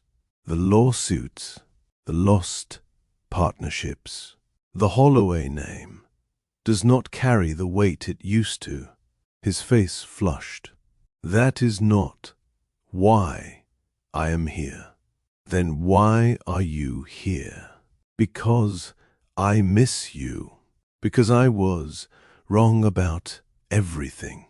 Because when I look at what you have become, I realize I made the biggest mistake of my life. Adeline laughed. The sound was bitter and genuine. You called me worthless, Marcus. You said I was not your standard. You told me I was flawed because I could not give you children. I was wrong about the children, he said quickly. Victoria lost the pregnancy. The doctors said it was her biology, not mine. I realize now that you could have given me an heir if I had been more patient. And there it was, the real motivation. Not love, not remorse, just regret that he had chosen the wrong incubator for his legacy. Adeline felt something cold settle in her chest. She reached into her clutch and pulled out a photograph. Remy and Isla, grinning at the camera, their mother's hazel eyes, their own perfect features. Meet your children, Marcus, twins, conceived before you threw me away, born healthy and beautiful while you were mourning Victoria's miscarriage and wondering where your discarded wife had gone. The color drained from his face. Twins, he repeated. My children, my children. Adeline's voice was steel. You gave up any right to them when you gave up on me, when you told me I was not enough, when you exiled me from my own country because I embarrassed you. I did not know. His voice cracked. How was I supposed to know you were pregnant? You did not care enough to find out. You were too busy planning your new life with Victoria to consider what might be growing inside the wife you threw away. Marcus grabbed her wrist, the old violence surfacing under his cultured exterior. "You cannot keep my children from me," he hissed. "I have rights. I have lawyers. Let go of her." The voice came from behind them, deep, calm, carrying absolute authority. Damien appeared at Adeline's side.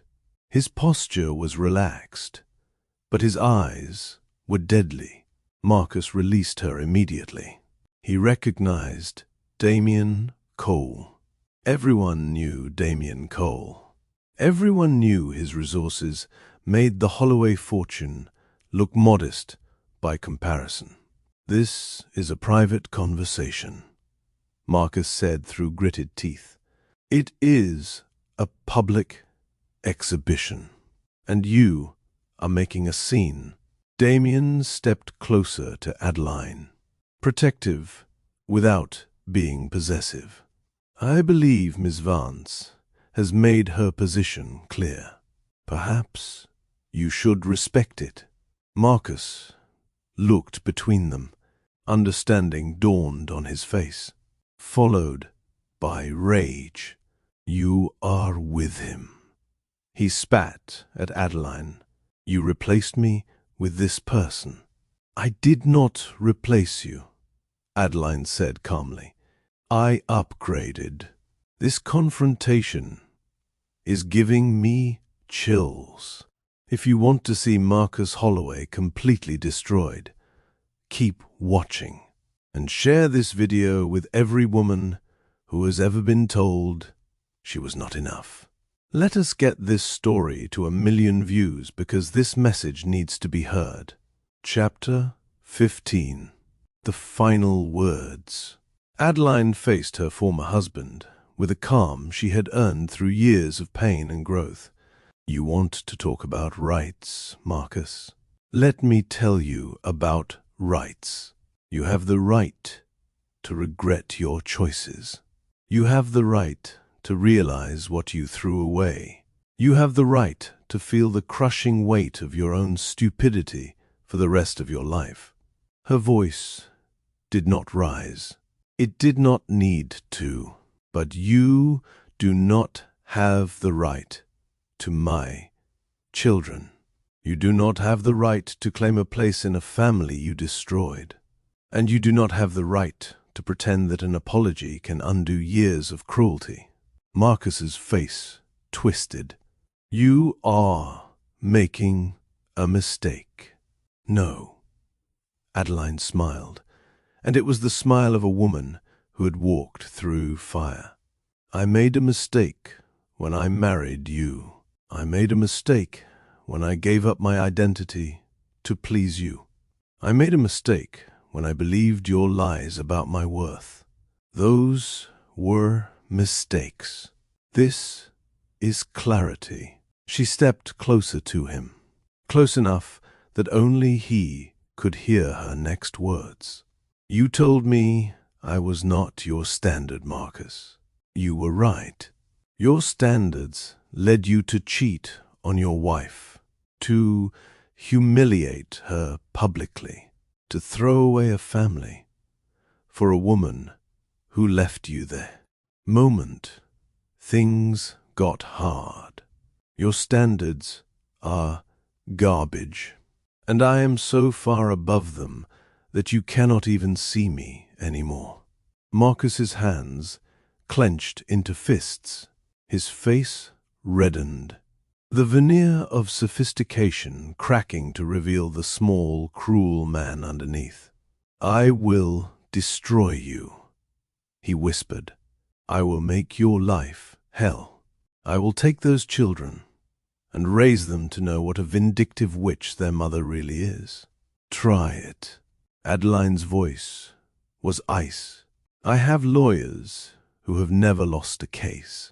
I have documentation of every cruel thing you ever said to me. I have resources that make your dwindling fortune look pathetic. And I have something you never had, Marcus. I have the truth on my side. She stepped back, straightened her shoulders. Oh, and one more thing, she said. Victoria Laurent. She sent me flowers last year with a note thanking me for the rising bracelet. She said it helped her remember that her worth was not defined by men who could not see it. Adeline smiled. Apparently, your standards were not enough for her either. Marcus stood frozen, destroyed not by violence, but by truth, by the woman he had tried to erase, becoming everything he could never be. Goodbye, Marcus. Adeline took Damien's hand. I hope you find peace someday, but I will not be there to see it, and neither will my children. She walked away without looking back. The crowd parted for her, not because she demanded it, but because she radiated the kind of power that people instinctively respected. At the door, Damien paused to look back at Marcus. She gave you a family, he said quietly, and you threw it away for someone who never loved you. That is the mistake you will carry forever, not losing her, losing who you could have been if you had just been worthy of her. They walked out into the New York night together. The city sparkled around them. Millions of lights, millions of stories, millions of people fighting their own battles against their own demons. Adeline took a deep breath of cold air. It is over, she said. I faced him, and I won. You were always going to win. Damien wrapped his arm around her shoulders. You just had to believe it. Chapter 16. The Proposal. They went to the hotel's rooftop terrace after leaving the exhibition. The city stretched below them, like a carpet of diamonds. The same city that had witnessed her destruction now witnessed her triumph. Adeline stood at the railing, still trembling slightly from the confrontation. How do you feel? Damien asked. I feel free. She turned to face him. Like I have been carrying a weight for 3 years, and I finally set it down. You carried it with grace. I did not feel graceful. I felt terrified. That is what courage is. Damien smiled. Being terrified and doing it anyway. They stood in comfortable silence for a moment. The night wrapped around them like a blanket. Then Damien reached into his pocket. I had planned to wait, he said, to give you time to process what happened tonight. But life has taught me that waiting is sometimes just another word for fear. He pulled out a small box. Inside was a ring unlike anything Adeline had ever seen. Elegant, unique, clearly designed specifically for her. I made this myself, Damien said. Spent months learning from your artisans. It is probably not up to Vance and Beaumont standards, but I wanted it to come from me, from my hands, from my heart. Adeline stared at the ring, at the man holding it. Damien, I know we said we would take it slow. I know you are still healing. I know you have every reason to be cautious. He took her hands in his. But I also know that I love you more than I have ever loved anyone. That your children feel like my own. That I want to spend every day of my life showing you what real partnership looks like. Tears streamed down her face. "Will you marry me?" Damien asked. "Not because you need me, but because we are better together than we are apart." Adeline looked at this man who had seen her worth from the very beginning, who had supported without controlling, who had loved without diminishing. "Yes," she whispered. "Yes, I will marry you." He slipped the ring onto her finger. It fit perfectly. They kissed under the New York stars. Two broken people who had rebuilt themselves and found each other in the process. "I will never make you feel small," Damien said against her lips. "I will never make you doubt your worth. I will spend every day of our lives showing you that you were always extraordinary." "I know," Adeline said. "That is why I said yes." Chapter 17. The wedding, the ceremony, was small and intimate. They held it in Monaco, in the garden of the home Adeline had built for herself and her children. Close friends and family only. Gabriel flew in with his kids, a few trusted colleagues, Marguerite's former employees who had become family. Remy and Isla served as ring bearers.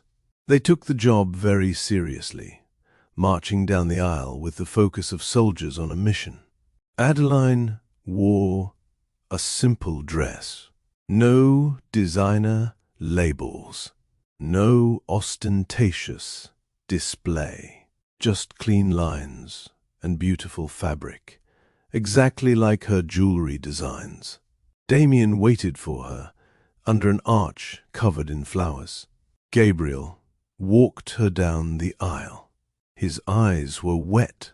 "Mom would be so proud of you," he whispered as they approached the altar. "So incredibly proud." "I know," Adeline said. "I can feel her with us." The vows they exchanged were personal, real. No one else needed to hear them, but everyone saw the way they looked at each other, the way their hands trembled as they exchanged rings, the way they kissed like two people who had finally found home. The reception was joyful, laughter and dancing, and stories shared among people who genuinely cared about each other. Damien lifted Isla onto his shoulders so she could see the sunset. Remy sat on Adeline's lap and asked questions about everything. "Are you happy, Mom?" Remy asked seriously. Adeline looked at her son, at her daughter, at her husband, at the life she had built from ashes. "I am the happiest I have ever been," she said. "And it is because of you, because of all of this." "Good." Remy nodded with satisfaction. "Because I like Damien. He listens when I talk." Adeline smiled and kissed her son's forehead. "He does. That is why I chose him." Later, after the children were asleep and the guests had gone, Adeline stood alone in the garden. She looked up at the stars and thought about Marguerite, about her mother, about all the women who had come before her and paved the way. "I did it," she whispered to them. "I survived everything they threw at me, and I built something beautiful." She felt warmth wash over her, approval from beyond, pride from those who were watching. Tomorrow, she would go back to work, back to building the empire, back to expanding Vance and Beaumont into new markets. But tonight, she simply stood in her garden and breathed. Free, whole, triumphant. Chapter 18. The Legacy. 5 years changed everything again. The flagship store on Fifth Avenue became an icon. Vance and Beaumont expanded to 12 locations worldwide. The foundation Adeline started with Damien had helped thousands of women escape abusive situations and rebuild their lives. The rising bracelet remained the best-selling piece. Women still sent in their stories, still shared how the message had changed their perspective, still formed communities around the idea that destruction did not have to be permanent. Remy and Isla turned 8. They were brilliant and kind and confident. They knew their worth because their mother had taught them. They knew what real love looked like because they saw it every day between their parents. Marcus Holloway faded into obscurity. His company was sold. His name meant nothing. The last anyone heard, he was living quietly somewhere, alone with his regrets. Adeline did not hate him anymore. She did not think about him at all. He had become a footnote in her story, the villain she had overcome on her way to becoming a hero. One evening, Adeline spoke at the Foundation's annual gala. She stood before a room full of survivors and supporters and told her story, all of it. The penthouse, the destruction, the escape, the rebuilding. My mother used to say that the best revenge is building a life so beautiful that the people who hurt you cannot look at it without seeing their own failure. Adeline's voice carried through the room. I did exactly that. And so can you. She paused, looked out at the faces watching her. We are told so many lies about our worth, that it is measured by the men who choose us, that it is defined by the families we come from, that it is determined by the standards other people set for us. Those are eyes, every single one.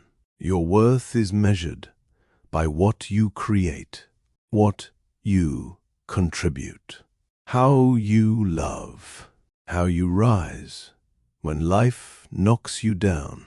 Your worth is inherent, unchangeable, permanent.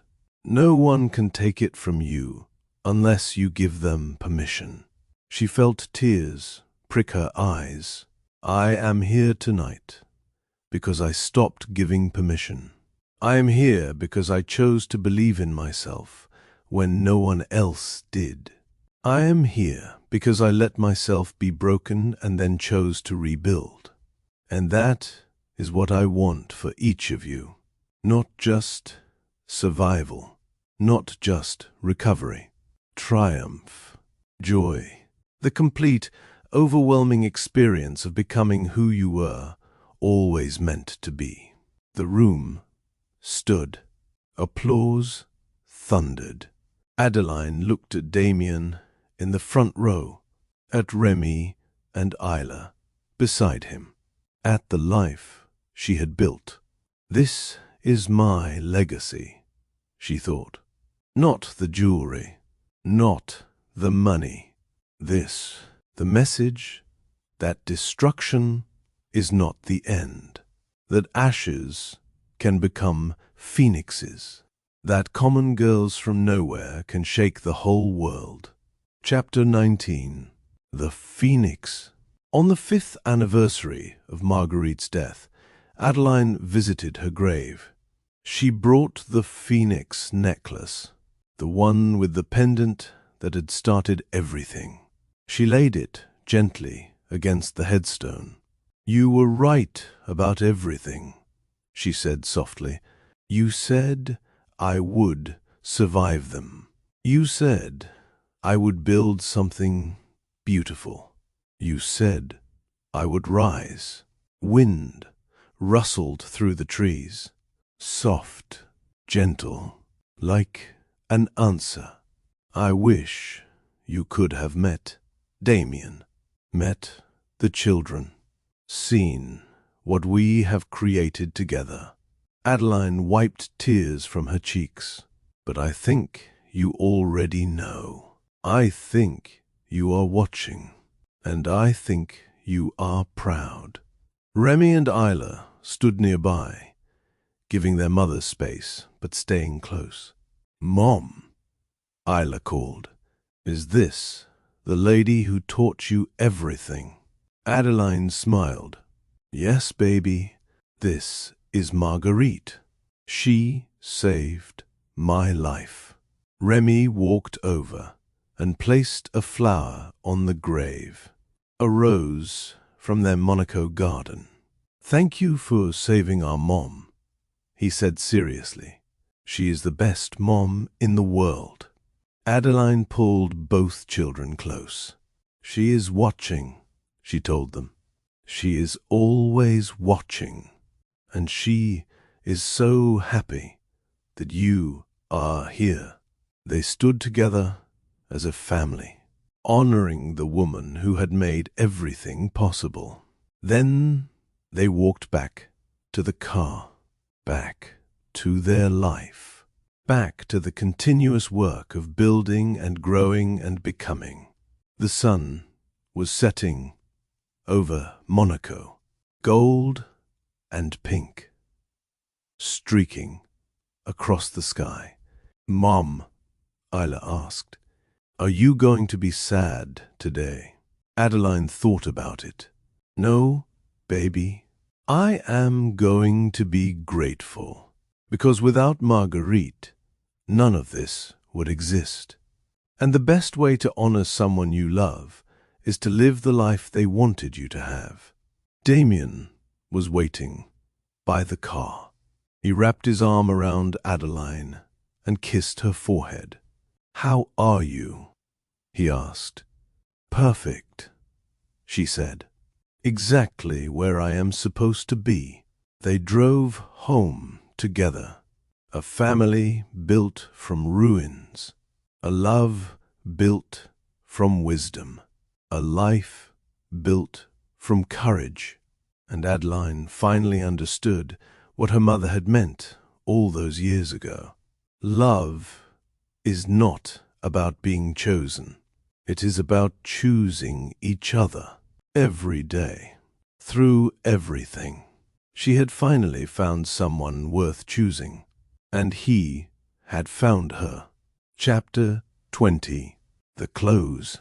This is where we leave Adeline, not at an ending, but at a continuation, because stories like hers do not truly end. They ripple outward, touching other lives, inspiring other women to believe that they too can rise. She built an empire from ashes, found love that lifted instead of diminished, raised children who knew their worth, helped thousands of survivors find their own paths to healing. And she did it all after being told she was nothing. Let that sink in for a moment. She was told she was not his standard. She was told she was worthless. She was told she was common, broken, flawed, and she chose not to believe any of it. That is the real message of this story. Not that wealth came to rescue her, not that a good man saved her, but that she saved herself first, built her worth from the inside out, and only then found people worthy of joining her. If you are watching this, and you have ever felt like Adeline did in that penthouse, I want you to hear something. You are enough. You have always been enough, and no one gets to tell you otherwise. The people who make you feel worthless are projecting their own emptiness onto you. Their inability to see your value says everything about them and nothing about you. So rise anyway. Build anyway. Love anyway. Be the phoenix.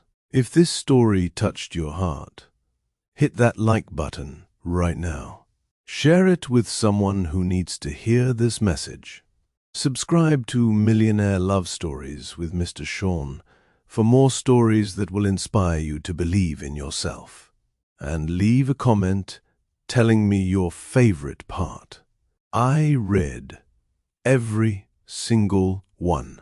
I want to know what resonated with you. What gave you hope? What made you believe that your own phoenix moment is possible? Because it is. I promise you, it is. You are someone's standard. You are someone's treasure. You just have to find the people who see it. And remember, the best revenge against anyone who ever made you feel small is to build a life so big, so beautiful, so undeniable, that they cannot look at it without seeing everything they lost. Adeline did it. So can you. Thank you, beautiful family. Until next time.